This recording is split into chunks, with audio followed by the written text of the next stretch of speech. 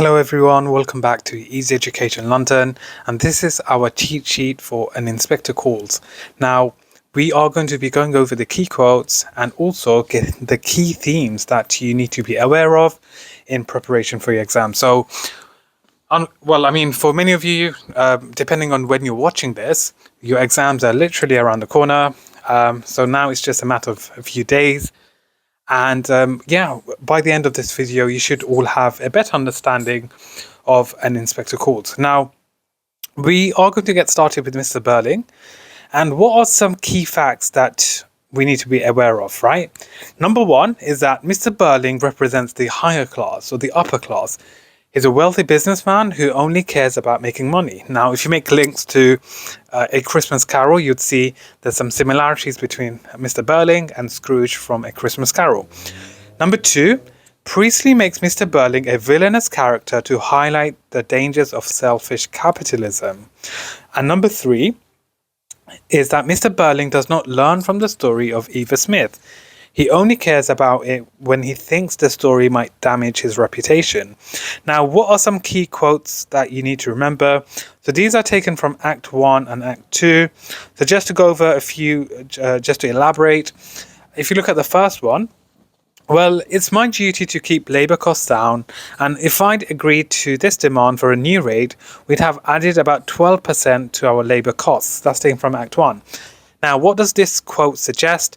It shows that Mr. Birling says he could not have raised Eva Smith and the others' wages as he needs to run his business effectively. This represents the selfishness of capitalism. Now, you can see the second quote, the third quote with the explanations. These are some key quotes for you to learn and memorize. Unfortunately, I don't have time to go over all of them. Otherwise, this video would be extremely long. But what you can do is simply take a screenshot of this and go over it in preparation for your exams. Now, don't forget to press the subscribe button, like and share with your friends, as it does help our channel grow. And also, we are going to be going on YouTube Live. And if you do want us to go on YouTube Live, let us know in the comment section below any times or what times you would recommend. Ideally in the evenings, I'm assuming just like last year, but let me know if you would like me to go on YouTube Live. And if there's anything specific you'd want me to cover, let me know, and I can happily cover that during the YouTube Live. And if you're interested in joining our online revision classes, do contact us on via email, easyeducationlondon@gmail.com. You may ask, why should I join these classes? We have expert and qualified experienced teachers teaching our classes, preparing you for your mock exams, for your real GCSE exams. We've got predicted papers. We've got model answers. You receive constructive feedback. We give you revision tips and much more. Now, the list is endless. So what are you waiting for? Join today and get started. Now, back to the task. What are some of the most important questions?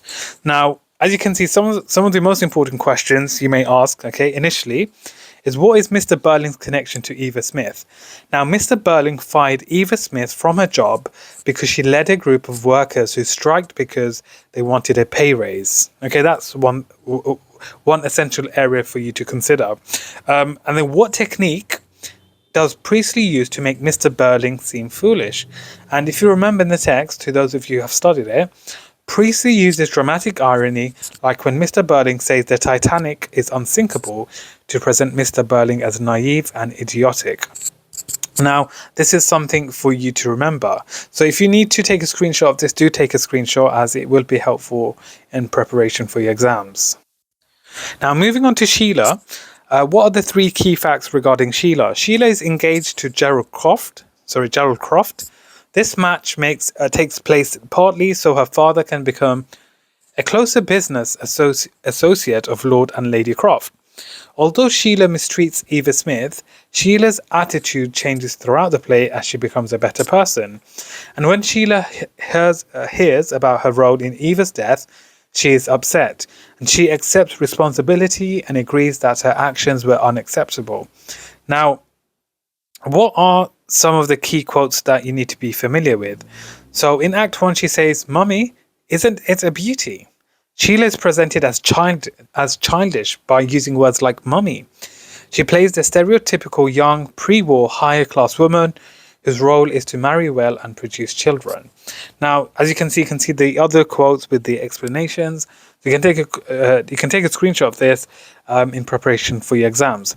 What are some of the most important questions regarding Sheila? For example, if you look at the last question, that's quite significant. Who in society does Sheila represent at the end of the play? Sheila represents the future generations who needed to learn and grow in order to create a better, fairer society. So this is just giving you an insight of some of the important questions raised regarding Sheila. And some of you, again, are unsure about Sheila as a character. And as you can see, this is a great cheat sheet that you can use just to re-jog your memory in preparation for your exams. So take a screenshot of this, use this in preparation for your exams. And importantly, one thing I would say is make sure you are practicing past paper questions. Learn your quotes, super important, and work on your time management. And that is it for today's video. Thank you for watching.